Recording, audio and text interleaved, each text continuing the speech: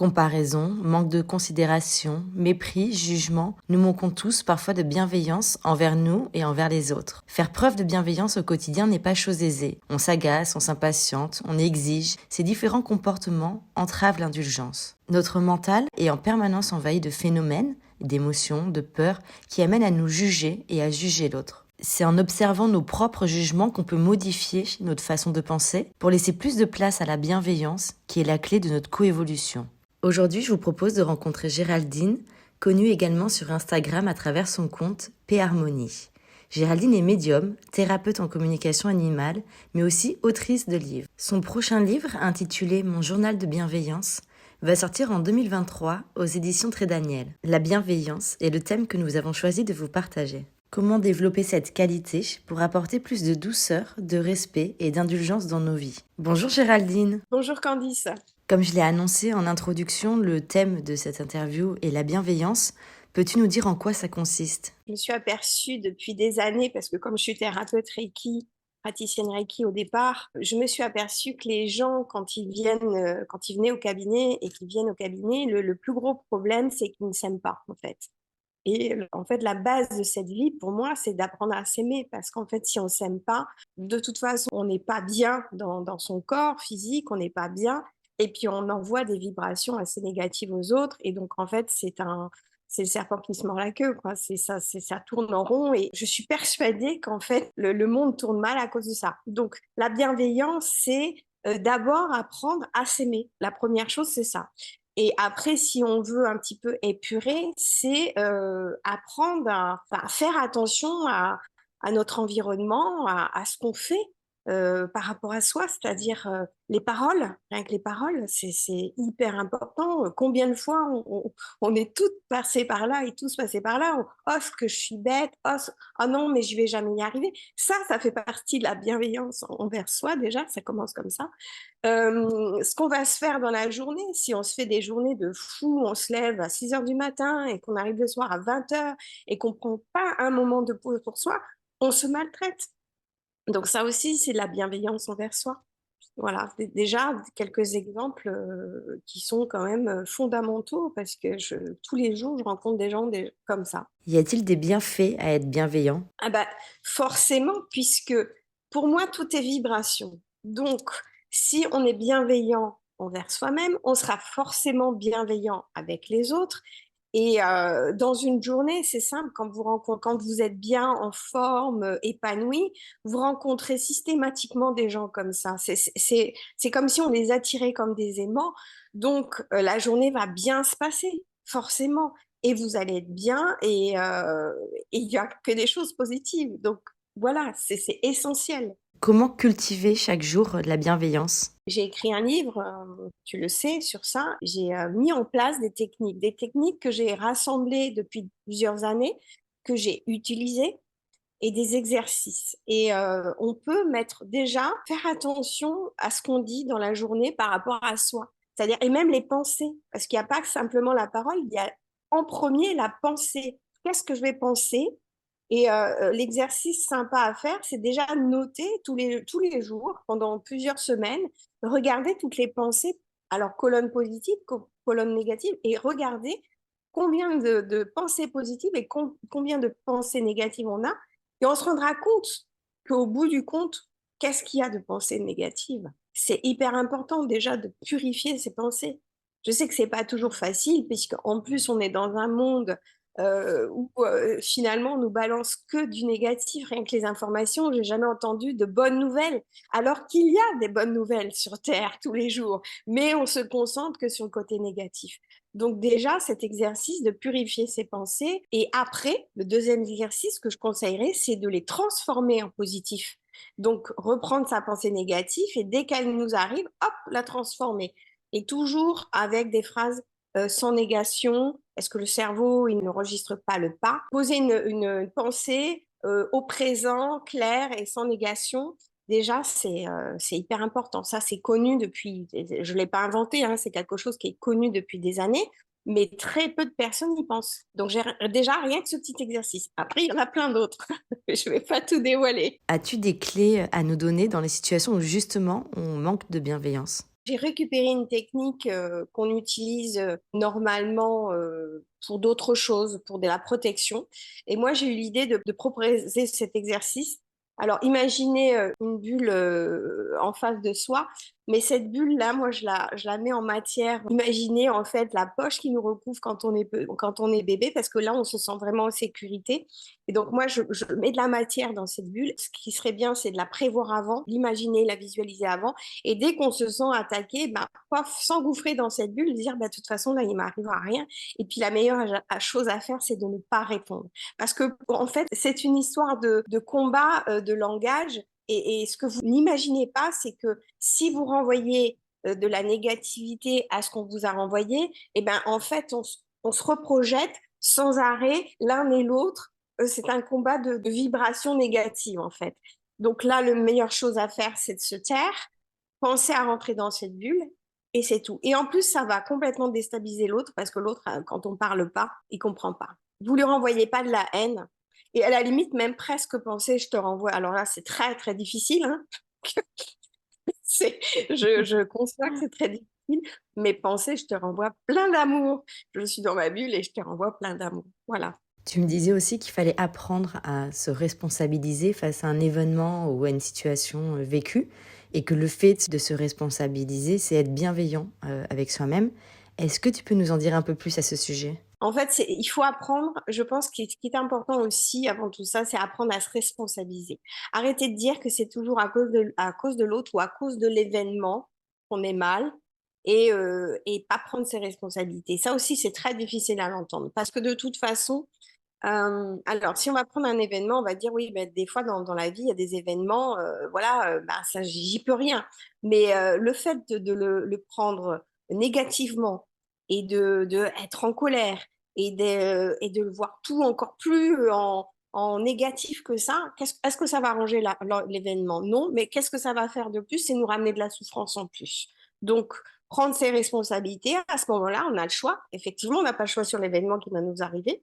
Quoique, il y a des fois, on fait des choix qui ne sont pas bons, et après, il faut être aussi responsable de choix. On sait pertinemment qu'on va se casser la figure, parce qu'on le sait, parce qu'on a de l'intuition, on a tous de l'intuition, on ne veut pas l'écouter, on fait un mauvais choix, et après, on n'est pas content. Non, apprendre à se responsabiliser, donc ça aussi, c'est être bienveillant à soi-même, c'est s'écouter de plus en plus, écouter l'intuition et faire ses choix. Et par rapport à l'événement, une fois qu'il est là, arrêter d'être négatif. De toute façon, il est là. Donc, il faut le digérer, l'accepter, avoir une grande résilience et mettre à la limite plein d'amour dessus et puis le renvoyer et dire, bon, bah voilà, j'ai compris, c'est quelque chose pour me faire évoluer. Parce qu'on est tous d'accord aussi qu'à chaque fois qu'il nous est arrivé des trucs, même durs, même un deuil, moi, je suis désolée, ça fait évoluer. Moi, je peux en parler, j'ai perdu mes deux parents très jeunes, à 28 et 34 ans.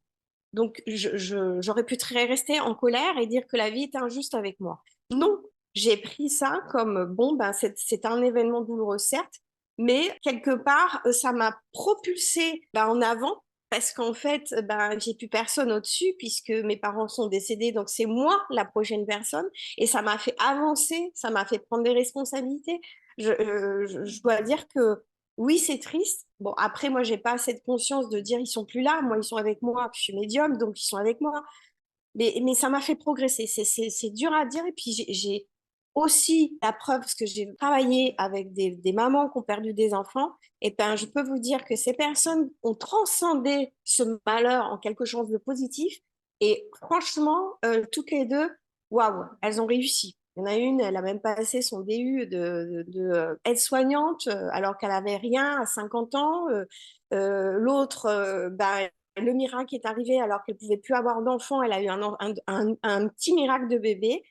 Bon, voilà, moi j'ai des preuves. J'ai des preuves qu'en fait, de rester positive, ça amène vraiment des choses positives. Alors, on n'est pas dans le monde du bisounours, attention, parce qu'il y a des gens qui vous renvoient ça.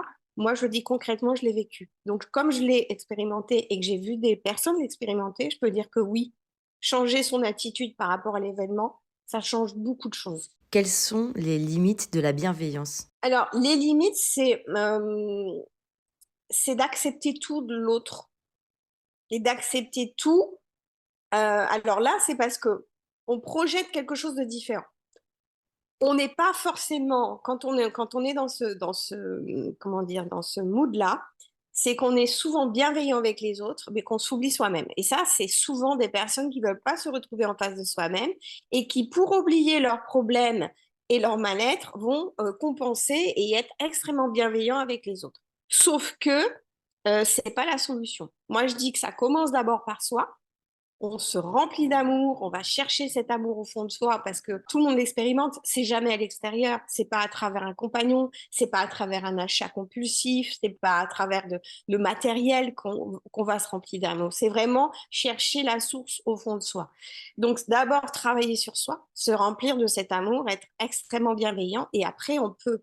Et donc quand on est comme ça, on arrive à dire stop parce que dire oui à tout le monde, c'est non. L'autre doit respecter les limites. Si, à un moment donné, parce que moi j'en ai connu des gens comme ça, qui disaient oui à tout, mais qui étaient de plus en plus mal, parce que ça n'était pas en cohérence avec ce qu'ils étaient. Et ils se sacrifiaient et ils étaient dans cet état de sacrifice. Ça, c'est des restes de religion, hein. On n'a pas à être dans le sacrifice. On n'a pas. Moi, je n'ai pas de religion. Au départ, j'étais chrétienne, je n'ai pas de religion définie. Mais quand je crois à quelque chose, et je me dis que même si c'est un Dieu, il n'a jamais demandé à l'homme de se sacrifier, de se faire du mal. Il est amour. Donc, s'il est amour, il n'a jamais demandé ça. Donc, pourquoi se faire du mal sciemment? Pourquoi accepter que les autres nous fassent du mal? Quand on est vraiment bienveillant avec soi-même, on ne l'accepte plus. Mais vraiment. Et c'est pas être malveillant, c'est se respecter et apprendre à l'autre à nous respecter. Parce que moi, je l'ai entendu, mais j'ai tout donné pour lui, j'ai tout fait pour lui et il m'a quitté. Mais jamais personne te l'a demandé déjà. Et puis tu t'es pas respecté en fait. La première personne à qui tu devais tout donner, c'est toi-même. L'autre, non. Tu donnes s'il y a un partage. On donne pas dans le vide, en fait. Ça aussi, les gens croient que c'est être bienveillant de donner dans le vide. Mais s'il n'y a pas de retour, tu t'épuises, hein, puis ton énergie, elle est absorbée, hein. Non, c'est pas être bienveillant, ça. C'est une fausse croyance. C'est-à-dire apprendre à se respecter dans le donner et le recevoir. Pour moi, c'est la base aussi de la bienveillance. C'est je donne, je reçois.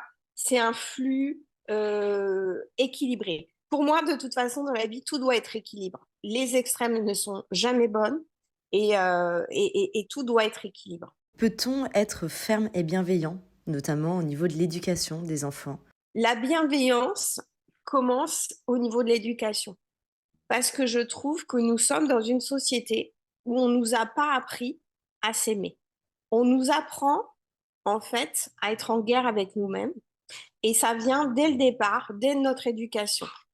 Pour moi, je le dis dans mon livre, ce sont de vieilles croyances qu'on se traîne depuis des années, parce que quand on parle avec des personnes âgées et qu'on leur dit, ah ben moi je m'aime, ah moi je prends du temps pour moi, waouh, ces gens-là ne comprennent pas. Et non, mais non, tu es égocentrique. On parle d'égocentrisme, alors que ce n'est pas du tout ce qu'on a envie d'être, mais c'est qu'on veut se laisser du temps. Et dans l'éducation, souvent, je trouve que les parents poussent beaucoup trop dans de la suractivité, beaucoup, beaucoup. Il n'y a pas des temps de pause où l'enfant peut vraiment se poser sur lui-même, comprendre. L'ennui est important aussi. Chez l'ennui, ben, on crée des choses, on est dans la création quand on est dans l'ennui. Et souvent, par rapport à une certaine époque où c'était très violent, je sais que les grands-parents, les arrière-grands-parents, ça pouvait être à coups de gifle, à coups de ceinture, c'était très violent. On est passé à ma génération à un peu plus d'équilibre. On était quand même vraiment plus malveillants. Il y a eu encore des fessées. Moi, je reconnais, j'ai donné des fessées, mais on n'était pas dans cette violence-là.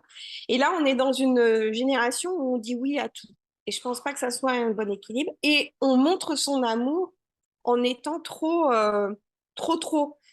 Et on oublie une chose, c'est qu'en fait, ce qu'il faudrait apprendre à l'enfant, c'est à s'aimer par soi-même. Donc, je vais donner un exemple que j'avais trouvé en visionnant une conférence d'un type, je me rappelle plus de son nom malheureusement, mais là, je lui ai dit, ah ben, il a tout compris. Il me prenait l'exemple d'une création d'un enfant qui l'amenait à ses parents. Et la première chose qu'on fait tous, waouh, mon chéri, qu'est-ce que c'est beau. Alors qu'on devrait faire une chose en premier, c'est dire, OK, mon chéri, je trouve ça très beau, mais ce qui est le plus important, c'est qu'est-ce que tu en penses toi? Donc là, on le ramène tout de suite à ah ouais, moi j'ai plus d'importance que ce que peuvent penser les autres et même mes parents. Donc j'ai plus besoin de leur aval. En tout cas, pour ces choses-là, pour des choses, faut bien faire la distinction. Hein. Faut rester dans des cadres. Voilà. On peut pas leur laisser tout faire non plus, parce qu'on peut les mettre en danger. Nous, on sert de tuteur. On est là pour, bien là, il y a des limites. Et je trouve que cette façon de penser, et moi, je l'avais pas à cette époque. Et j'ai encore mes enfants qui sont adultes et qui viennent me demander mon aval et je me dis, eh, mince, j'ai quelque part, bon, je culpabilise pas, mais j'ai loupé quelque chose parce que moi, j'aurais voulu qu'ils soient sûrs et qu'ils n'aient pas besoin de mon aval. Parce que quand on est sûr de soi, on s'aime et on sait qu'on fait les bons choix. Merci Géraldine pour cet échange. Merci beaucoup, Candice. Merci de ta confiance. Et merci à vous de nous avoir écoutés. Je vous dis à bientôt pour une nouvelle interview.